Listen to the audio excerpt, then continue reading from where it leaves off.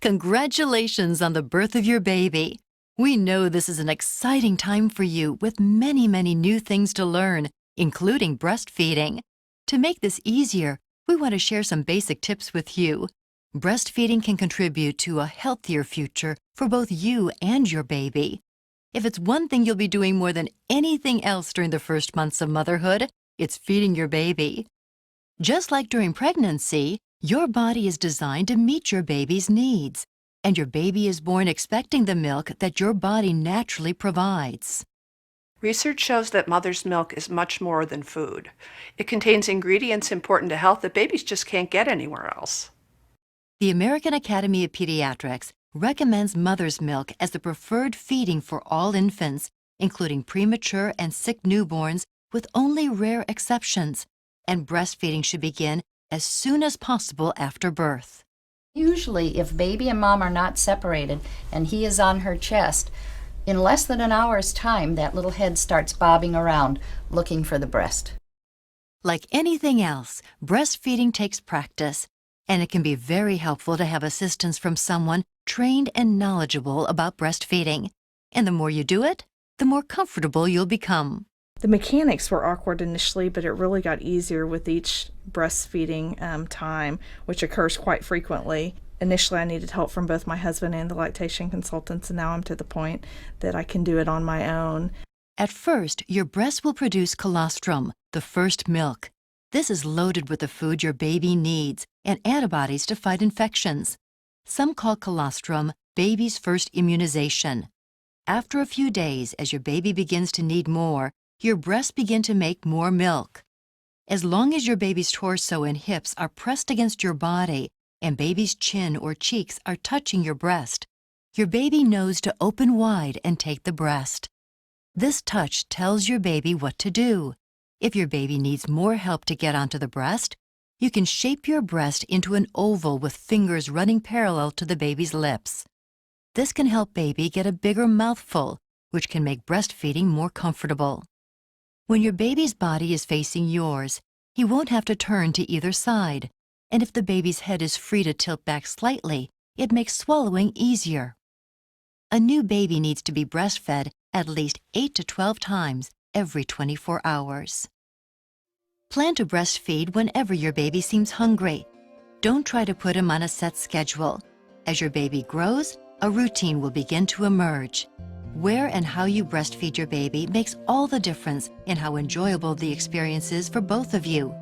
To set the stage for a relaxed feeding, choose your favorite place and most comfortable position. You can feed your baby lying down, sitting up, or leaning back. If sitting up, position your baby's head comfortably along your arm with baby's torso and hips pressed against your body. When your baby's torso and chin are touching your body, this triggers your baby's inborn feeding behaviors. When babies feel this touch, they know how to get to the breast and feed. There are also other positions you can use to breastfeed your baby. Along your side may be a good choice if your breasts are very large or you've had a cesarean delivery. Or you can lie on your side and rest while breastfeeding. Whatever way is comfortable for you and your baby. Once your baby has taken the breast and is feeding well, allow him to finish feeding on the first side before offering the second breast. After a burp or two, he may want to breastfeed on the second breast if he's still hungry. Most babies want one breast at some feedings and both breasts at some feedings. Follow your baby's lead. One of the easiest and most relaxing ways is called laid-back breastfeeding. You can do this at home on a couch, bed, or recliner.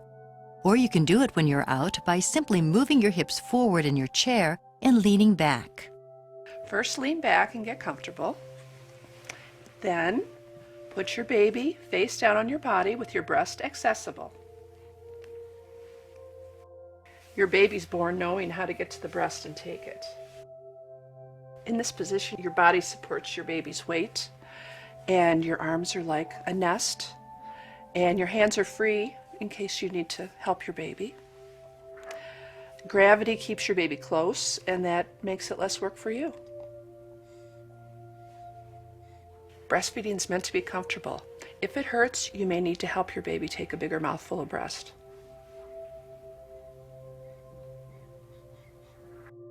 Many new parents worry whether their newborn is getting enough to eat. To gauge how much your new baby is taking in at each feeding, use signs like weight gain or how often you change your baby's diaper. After day 4 of life, your baby should have 4 to 6 soaked wet diapers and 3 to 4 soft stools per day. Although babies lose weight after birth, breastfed babies usually regain their birth weight by 2 weeks of age and then gain about 4 to 8 ounces a week.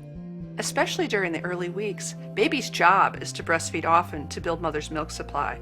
But don't expect your baby to feed at set times. Many babies cluster or bunch their feedings together during some parts of the day. What's amazing is how breastfeeding miraculously meets the exact growth needs of your infant. According to the American Academy of Pediatrics, research shows breastfeeding provides more than just food for your baby. Babies are born expecting the protection mother's milk provides against viral and bacterial illnesses, such as colds and ear infections. Babies who are not breastfed and miss out on these ingredients tend to be sick more often. Later in life, babies not breastfed are also at greater risk for allergies and health problems such as diabetes. There's also evidence that babies not breastfed are at greater risk for sudden infant death syndrome and developmental delays. Not only is breastfeeding important for your baby's good health, it's also important for yours. Mothers who do not breastfeed are at greater risk for breast and ovarian cancers, diabetes, and uterine hemorrhage after birth. Breastfeeding is also convenient, economical, and enhances the strong bond between you and your baby.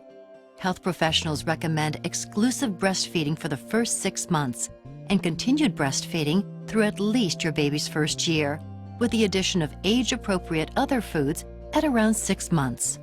The closer you get to meeting this goal, the better for both you and your baby. I tell mothers that although exclusive breastfeeding is recommended for the first 6 months, it doesn't have to be all or nothing. Some breastfeeding is better than none, and the more breastfeeding the better for both mothers and babies. To help you continue breastfeeding after returning to work or when you're away from your baby at feeding times, expressing your milk either by hand or with a pump is an option.